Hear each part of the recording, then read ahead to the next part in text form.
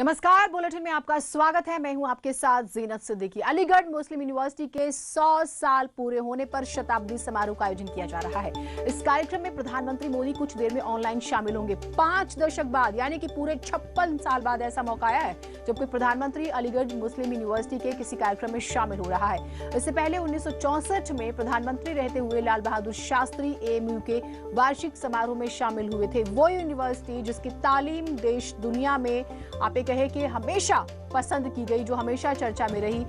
आज प्रधानमंत्री, देखिए ये बहुत महत्वपूर्ण दिन है और प्रधानमंत्री क्या कहेंगे, किस तरह से स्टूडेंट्स का मनोबल बढ़ाएंगे, वो भी हम आपको जो है सुनाएंगे। और एएमयू अपने आप में बहुत कुछ समेटे हुए हैं, बहुत सारी कहानियां हैं। उसके निर्माण से लेकर उसे कैसे चलाया गया, लोगों ने कैसे चंदा दिया उसके निर्माण में, वो भी बड़ी दिलचस्प कहानी है। तो ये तस्वीरें हम आपको दिखा भी रहे हैं। मोदी जो हैं वर्चुअली समारोह जिसका हम जिक्र भी करें, कुछ देर में वो शामिल हो जाएंगे। और आज सभी के नजर टेलीविजन स्क्रीन पर कि प्रधानमंत्री कहेंगे क्या।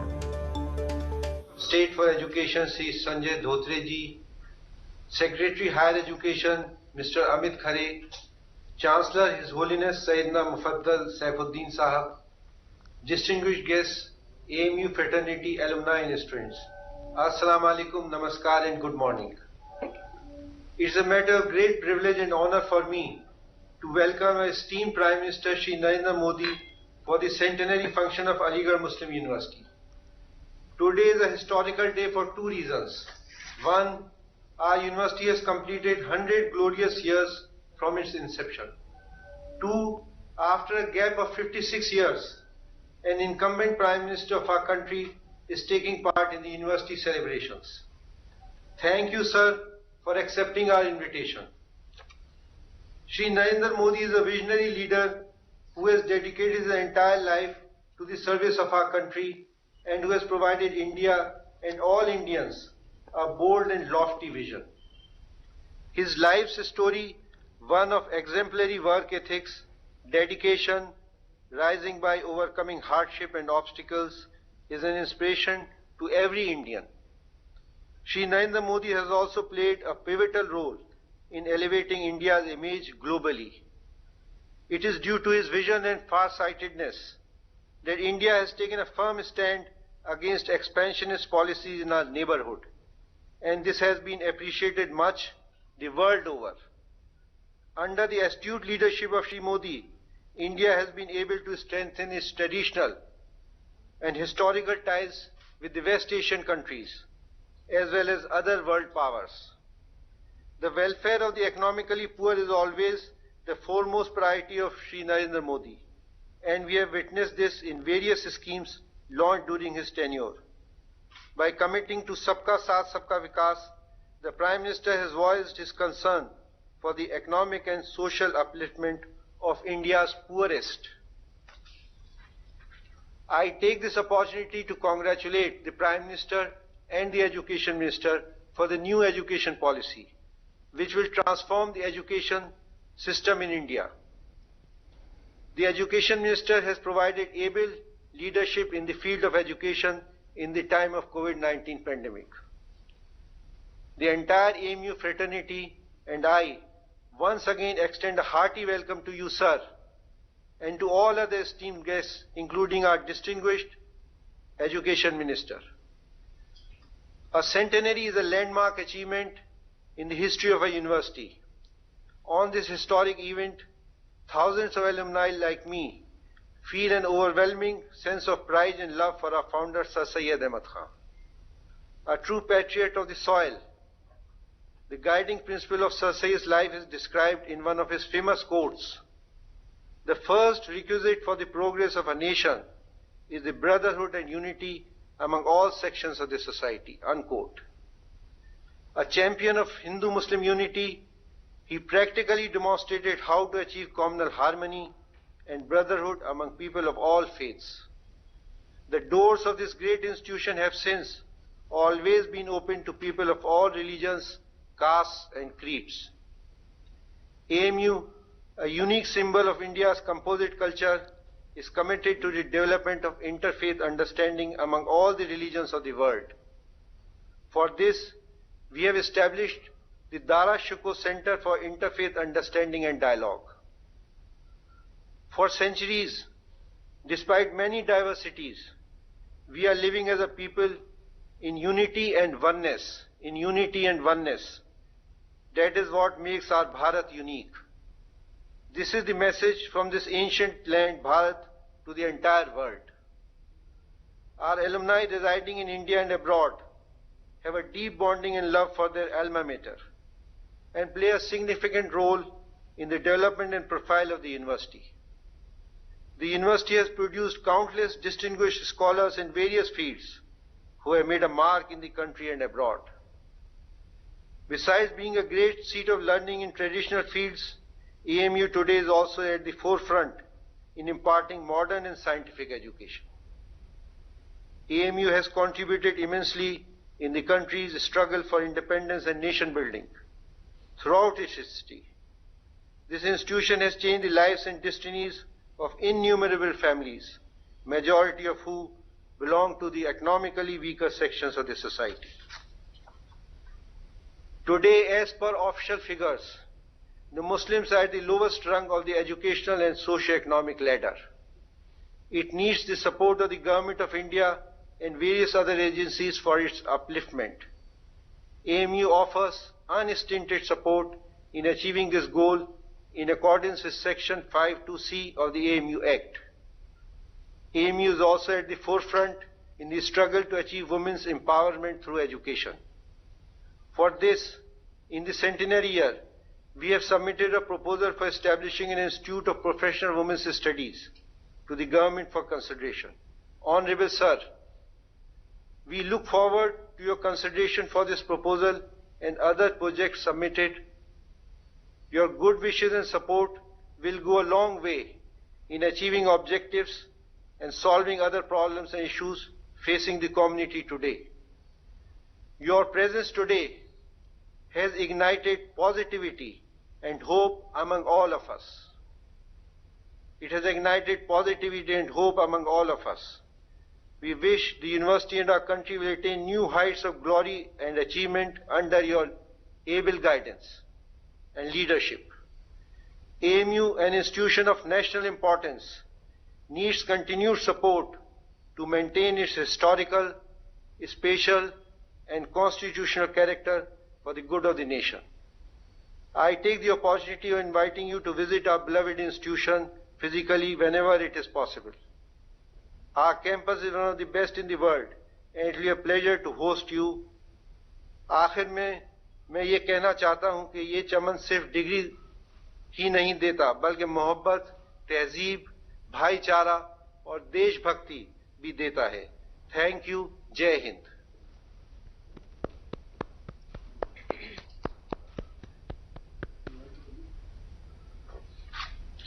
I request the Honorable Prime Minister to release the postal stamp issued by the Department of Post and Telegraph on Aligarh Muslim University on the occasion of the centenary.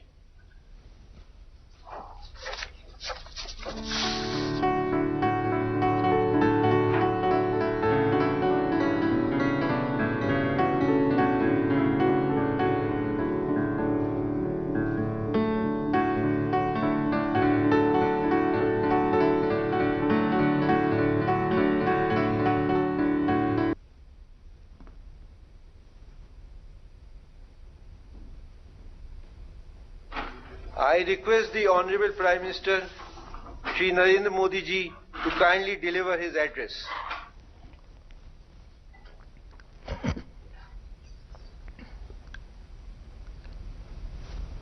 नमस्कार. अलीगढ़ मुस्लिम university के chancellor his holiness doctor सैयदना मुफद्दल सैफुद्दीन साहब, शिक्षा मंत्री doctor Ramesh Pokhriyal Nishank जी, शिक्षा राज्य मंत्री श्रीमान संजय धोत्रे जी, vice chancellor भाई तारिक मंसूर जी, सभी प्रोफेसर्स, स्टाफ, इस कार्यक्रम में जुड़े एएमयू के हजारों छात्र छात्राएं, एएमयू के लाखों एलुमनाई, अन्य महानुभाव और साथियों, सबसे पहले मैं आप सभी का आभार व्यक्त करना चाहता हूं। आपने एएमयू के शताब्दी समारोह के इस ऐतिहासिक अवसर पर मुझे अपनी खुशियों के साथ जुड़ने का मौका दिया है। मैं तस्वीरों में देख रहा था, century gate, social science department, mass communication, तमाम विभागों की बिल्डिंग्स को खूबसूरती से सजाया गया है। ये सिर्फ बिल्डिंग नहीं है, इनके साथ शिक्षा का जो इतिहास जुड़ा है वो भारत की अमूल्य धरोहर है। आज एएमयू से तालीम लेकर निकले सारे लोग भारत के सर्वश्रेष्ठ स्थानों पर और संस्थानों में नहीं, बल्कि दुनिया के सैकड़ों देशों में छाए हुए हैं। मुझे विदेश यात्रा के दौरान अक्सर यहां के एलुमनाई मिलते हैं, जो बहुत गर्व से बताते हैं कि मैं एएमयू से पढ़ा हूं। एएमयू के एलुमनाई कैंपस से अपने साथ हंसी मजाक और शेरो शायरी का एक अलग अंदाज लेकर आते हैं। वो दुनिया में कहीं भी हो, भारत की संस्कृति का प्रतिनिधित्व करते हैं। प्राउड अलीग्स, यही कहते हैं ना आप लोग, पार्टनर्स, आपके इस गर्व की वजह भी है। अपने 100 वर्ष के इतिहास में एएमयू ने लाखों जीवन को तराशा है, संवारा है, एक आधुनिक और वैज्ञानिक सोच दी है, समाज के लिए, देश के लिए कुछ करने की प्रेरणा जगाई है। मैं सभी के नाम लूंगा तो समय शायद बहुत कम पड़ जाएगा। एएमयू की ये पहचान, इस सम्मान का आधार उसके वो मूल्य रहे हैं जिन पर सर सैयद अहमद खान द्वारा इस संस्थान की स्थापना की गई है। ऐसे प्रत्येक छात्र छात्रा और इन 100 वर्षों में एएमयू के माध्यम से देश की सेवा करने वाले प्रत्येक टीचर प्रोफेसर का भी मैं अभिनंदन करता हूं।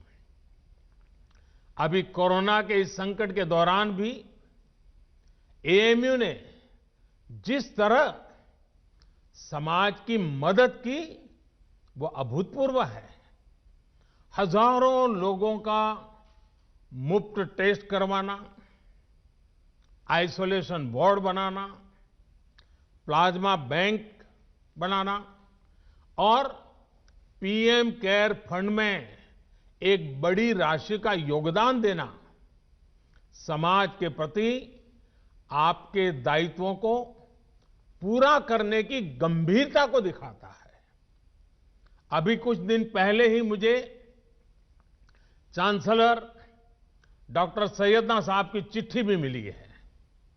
उन्होंने वैक्सीनेशन ड्राइव में भी हर स्तर पर सहयोग देने की बात कही है।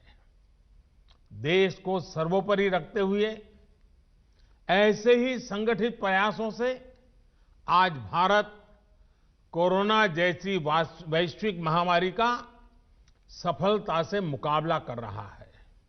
साथियों, मुझे बहुत सारे लोग बोलते हैं कि एएमयू कैंपस अपने आप में एक शहर की तरह है। अनेकों डिपार्टमेंट्स, दर्जनों हॉस्टल्स, हजारों टीचर्स, प्रोफेसर्स, लाखों स्टूडेंट्स के बीच एक मिनी इंडिया भी नजर आता है। एएमयू में भी एक तरफ उर्दू पढ़ाई जाती है तो हिंदी भी, अरबी पढ़ाई जाती है तो यहां संस्कृत की शिक्षा का भी एक सदी पुराना संस्थान है। यहां की लाइब्रेरी में कुरान की मैन्युस्क्रिप्ट है तो गीता रामायण के अनुवाद भी उतने ही सहज कर रखे गए हैं। ये विविधता एएमयू कैसे और एएमयू जैसे प्रतिष्ठित संस्थान की ही सिर्फ नहीं, देश की भी ताकत है। हमें इस शक्ति को न भूलना है, न ही इसे कमजोर पड़ने देना है। एएमयू के कैंपस में एक भारत श्रेष्ठ भारत की भावना दिनों दिन मजबूत होती रहे, हमें मिलकर इसके लिए काम करना है।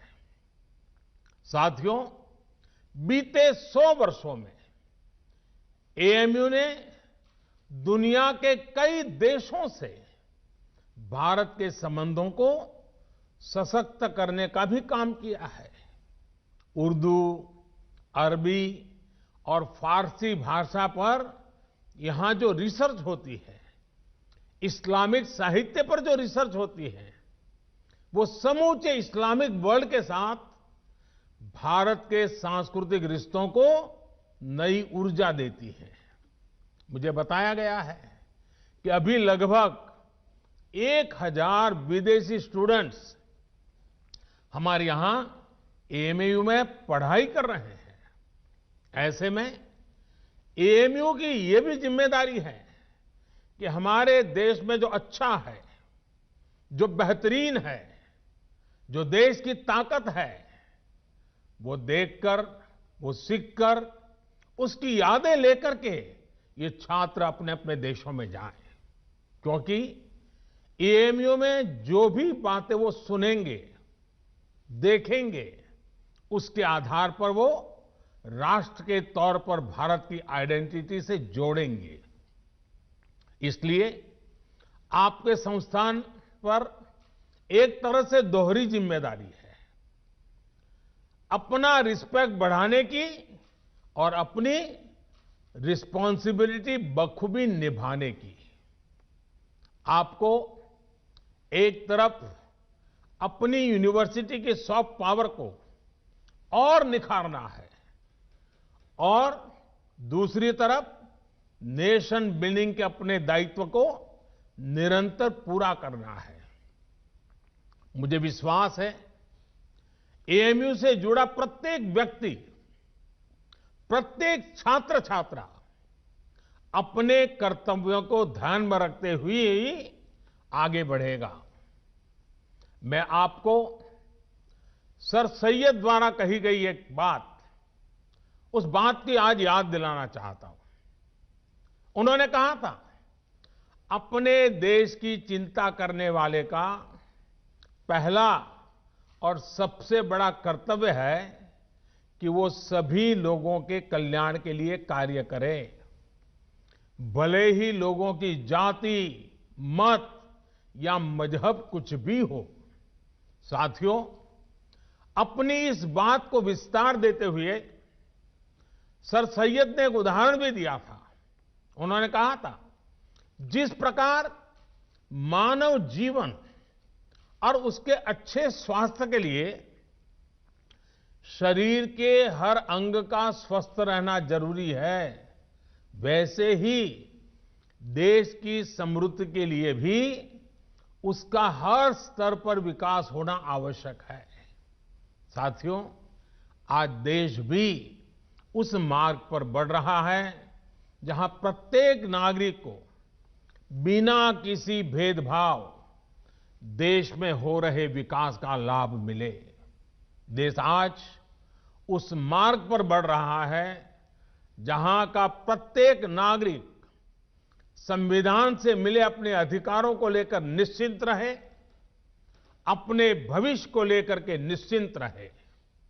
देश आज उस मार्ग पर बढ़ रहा है जहां मजहब की वजह से कोई पीछे न छूटे, सभी को आगे बढ़ने के समान अवसर मिले, सभी अपने सपने पूरे करें। सबका साथ, सबका विकास, सबका विश्वास, यह मंत्र इसका मूल आधार है। देश की नीयत और नीतियों में यही संकल्प झलकता है।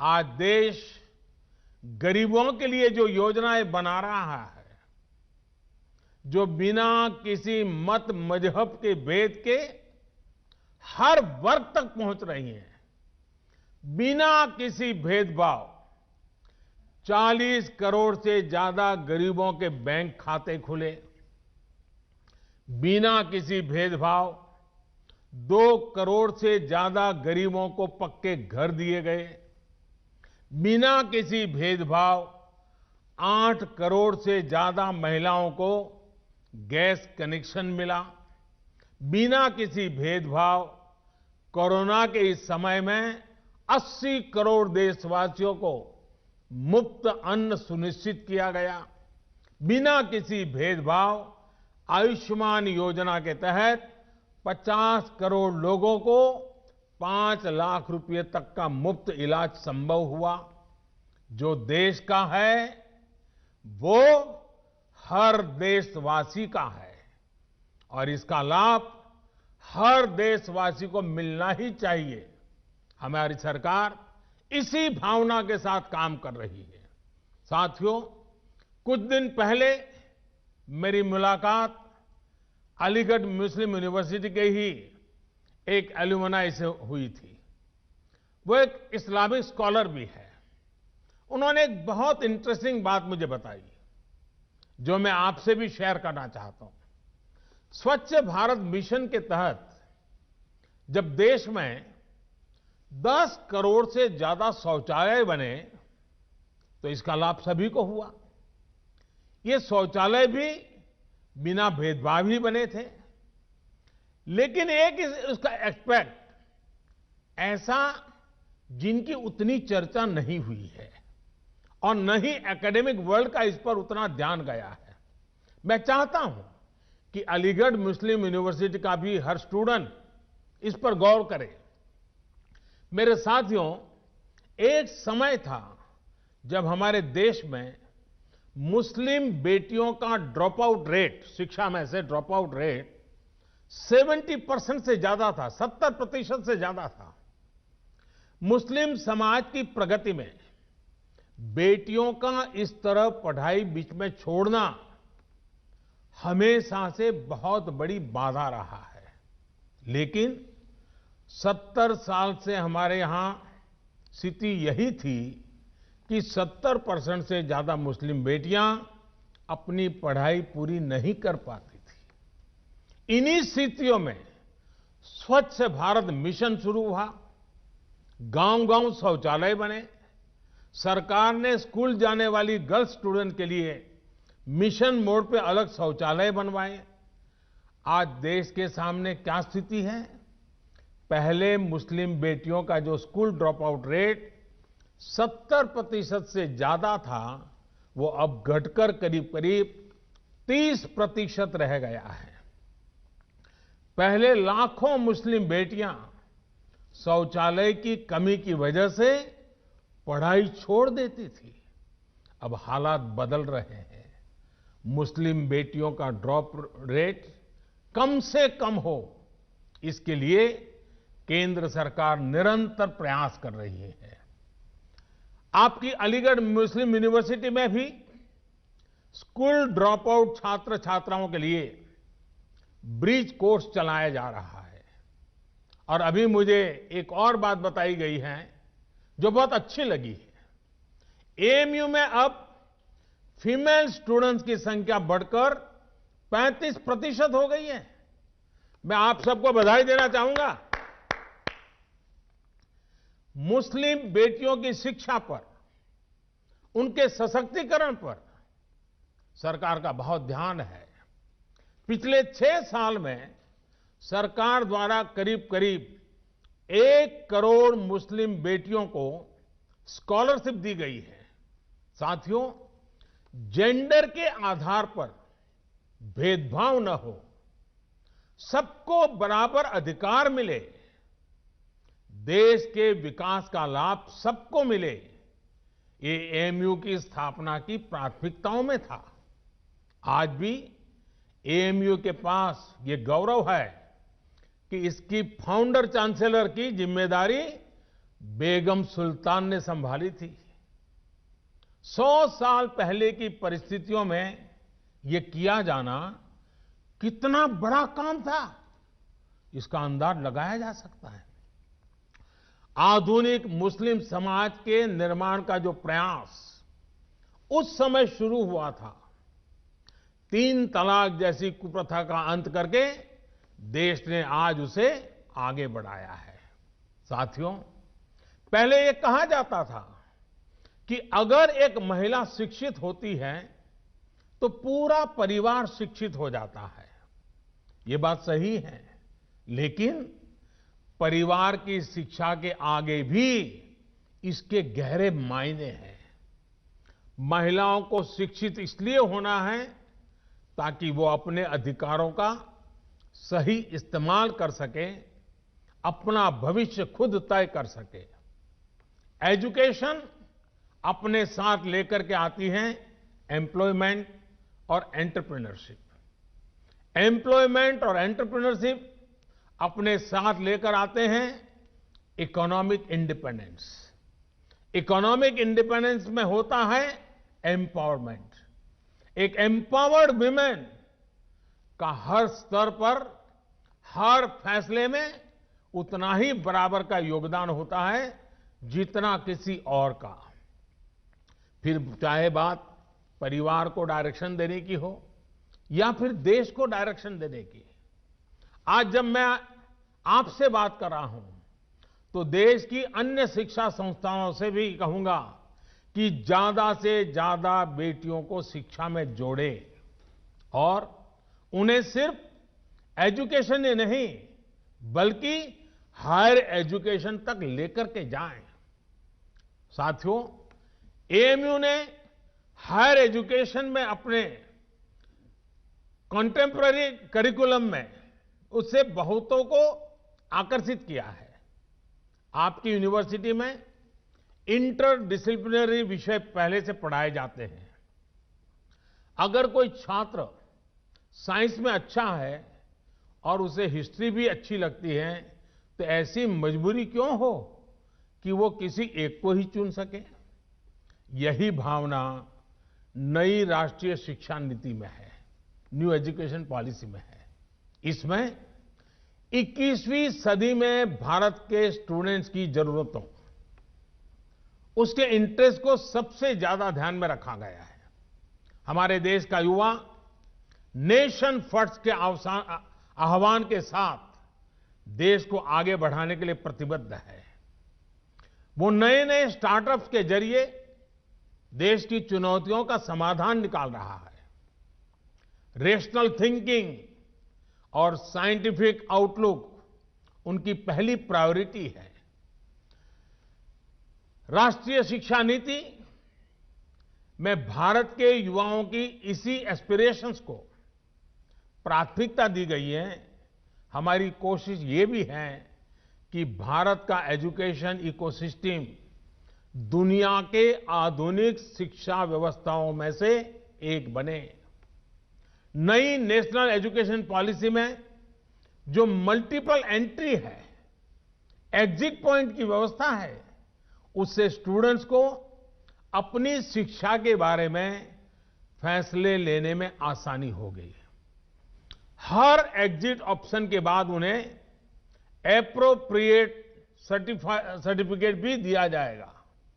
ये स्टूडेंट्स को पूरे कोर्स की फीस की चिंता किए बिना अपना फैसला लेने की आजादी होगी। साथियों, सरकार हायर एजुकेशन में नंबर ऑफ एनरोलमेंट्स बढ़ाने और सीटें बढ़ाने के लिए भी लगातार काम कर रही है। वर्ष 2014 में हमारे देश में 16 आईआईटीज थी, 16। आज 23 आईआईटीज हैं, 23। वर्ष 2014 में हमारे देश में 9 ट्रिपल आईटीज थी, 9 ट्रिपल आईटीज थी। आज 25 ट्रिपल आईटीज हैं। वर्ष 2014 में हमारे यहां 13 आईआईएम्स थे, आज 20 आईआईएम्स हैं। मेडिकल एजुकेशन को लेकर भी बहुत काम किया गया है।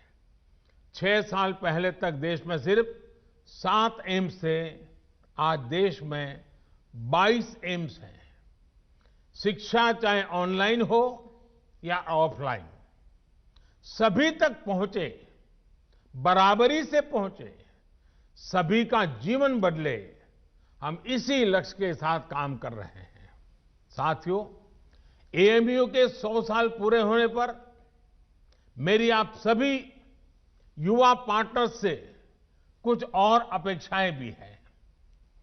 क्यों न 100 साल के इस मौके पर एएमयू के 100 हॉस्टल्स एक एक्स्ट्रा करिकुलर टास्क करें।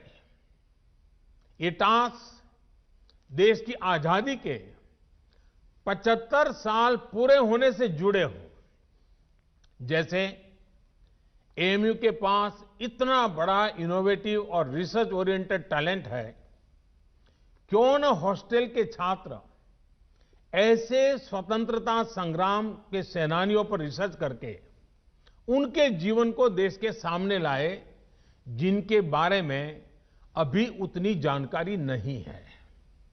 कुछ स्टूडेंट्स इन महापुरुषों के जन्मस्थान जाएं, उनकी कर्मभूमि जाएं, उनके परिवार के लोग अब कहां हैं, उनसे संपर्क करें। कुछ स्टूडेंट्स ऑनलाइन रिसोर्स को एक्सप्लोर करें। उदाहरण के तौर पर 75 हॉस्टल्स एक एक आदिवासी फ्रीडम फाइटर पर एक एक रिसर्च डॉक्यूमेंट तैयार कर सकते हैं।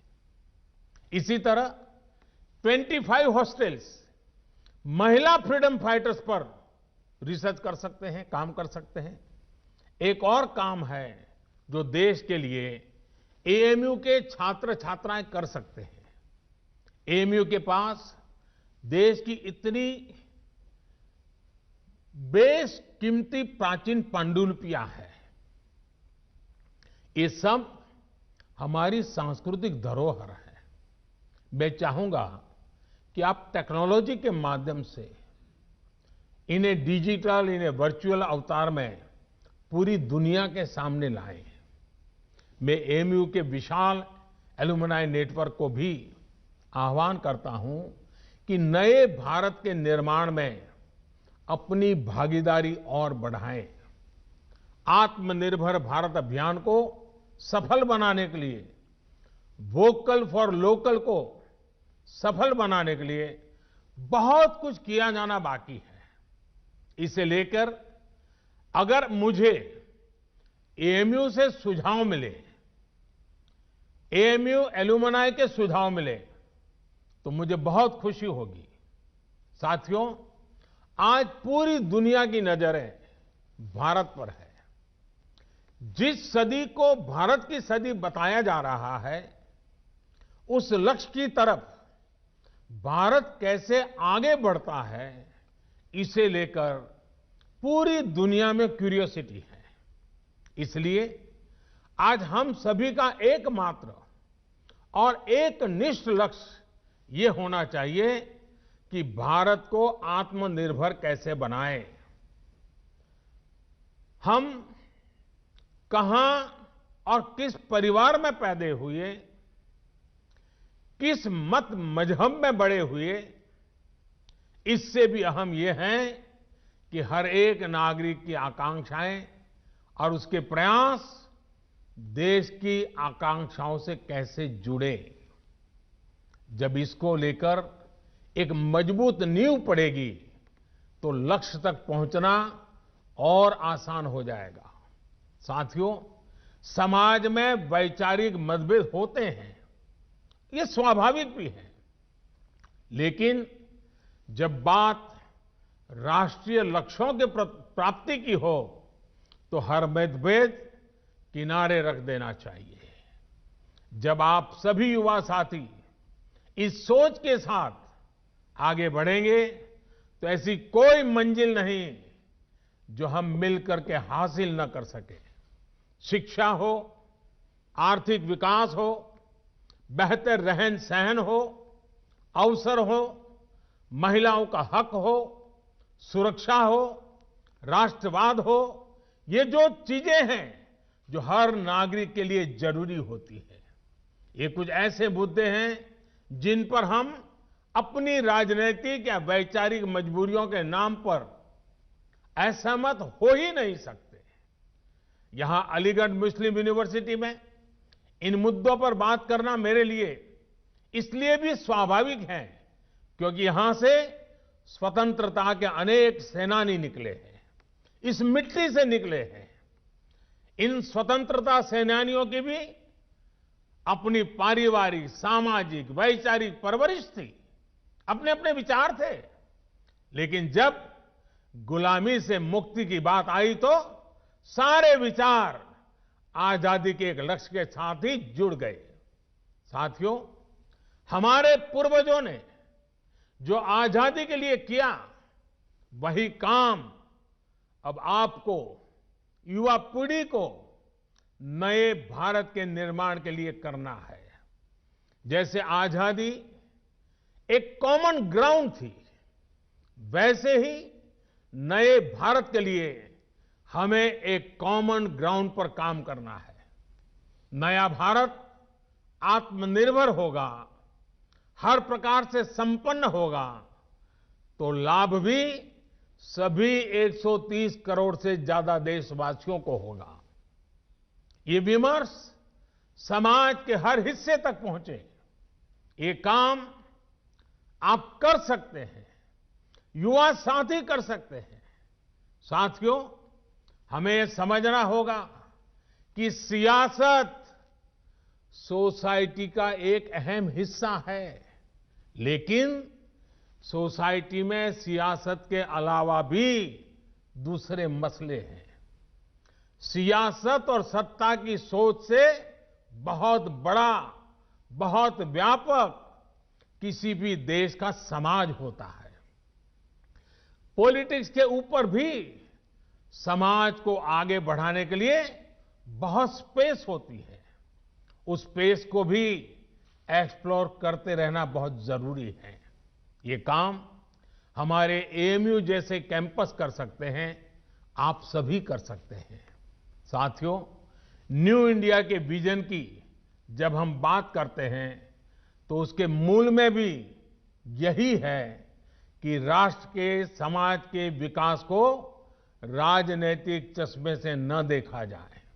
हां, जब हम इस बड़े उद्देश्य के लिए साथ आते हैं तो संभव है कि कुछ तत्व इससे परेशान हो। ऐसे तत्व दुनिया की हर सोसाइटी में मिल जाएंगे। ये कुछ ऐसे लोग होते हैं जिनके अपने स्वार्थ होते हैं। वो अपने स्वार्थ को सिद्ध करने के लिए हर हथकंडा अपनाएंगे, हर प्रकार की नेगेटिविटी फैलाएंगे। लेकिन जब हमारे मन और मस्तिष्क में नए भारत का निर्माण सर्वोच्च होगा तो ऐसे लोगों का स्पेस अपने आप में सिकुड़ता जाएगा। साथियों, पॉलिटिक्स इंतजार कर सकती है, सोसाइटी इंतजार कर सकती है, देश का डेवलपमेंट का इंतजार नहीं कर सकता। गरीब समाज के किसी भी वर्ग का हो वो इंतजार नहीं कर सकता। महिलाएं, वंचित, पीड़ित, शोषित विकास का इंतजार नहीं कर सकते। सबसे बड़ी बात, हमारे युवा, आप सभी और इंतजार नहीं करना चाहेंगे। पिछली शताब्दी में मतभेदों के नाम पर बहुत वक्त पहले ही जाया हो चुका है। अब वक्त नहीं गंवाना है। सभी को एक लक्ष्य मिलकर, एक लक्ष्य के साथ मिलकर नया भारत, आत्मनिर्भर भारत बनाना है। साथियों, 100 साल पहले 1920 में जो युवा थे, उन्हें देश की आजादी के लिए संघर्ष करने का, खुद को समर्पित करने का, बलिदान देने का अवसर मिला था। उस पीढ़ी के तप और त्याग से देश को 1947 में आजादी मिली थी। आपके पास, आज की पीढ़ी के पास आत्मनिर्भर भारत, नए भारत के लक्ष्य को पूरा करने के लिए बहुत कुछ करने का अवसर है। वो 20 का समय है, 2020 का। 1920 के 27 साल के बाद देश आजाद हुआ था। 2020 के 27 साल बाद, जो कि अगले 27 साल 2020 से 2047 आपके जीवन के बहुत महत्वपूर्ण साल है। वर्ष 2047 में जब भारत अपनी आजादी के 100 वर्ष पूरा करेगा, आप उस ऐतिहासिक समय के भी साक्षी बनेंगे। इतना ही नहीं, इन 27 साल में आधुनिक भारत बनाने के आप हिस्सेदार होंगे। आपको हर पल देश के लिए सोचना है, अपने हर फैसले में देश हित सोचना है। आपका हर निर्णय देश हित को आधार बनाते हुए ही होना चाहिए। मुझे विश्वास है, हम सब साथ मिलकर आत्मनिर्भर भारत के सपनों को पूरा करेंगे। हम सब मिलकर देश को विकास की नई ऊंचाइयों पर पहुंचाएंगे। आप सभी को एएमयू के 100 वर्ष होने पर फिर से एक बार बहुत बहुत बधाई देता हूं। और इन 100 साल में जिन जिन महापुरुषों ने इस संस्थान की गरिमा को नई ऊंचाई पर ले जाने के लिए निरंतर प्रयास किया है, आज उनका भी पुण्य स्मरण करता हूं, उन सबका भी आदर करता हूं। और फिर एक बार आज के इस पवित्र अवसर से भविष्य के लिए अनेक अनेक शुभकामनाएं देता हूं। विश्व भर में फैले हुए अलुमनाई को भी मैं उत्तम स्वास्थ्य के लिए एक शुभकामना करता हूं, उनके उत्तम भविष्य के लिए भी शुभकामनाएं करता हूं। और एएमयू के भी उत्तम भविष्य के लिए अनेक अनेक शुभकामनाओं के साथ मैं आपको विश्वास दिलाता हूं कि ये सरकार आपकी प्रगति के लिए, आपके सपनों को साकार करने के लिए हम भी कभी पीछे नहीं रहेंगे। इसी एक विश्वास के साथ आपका बहुत बहुत धन्यवाद, बहुत बहुत धन्यवाद।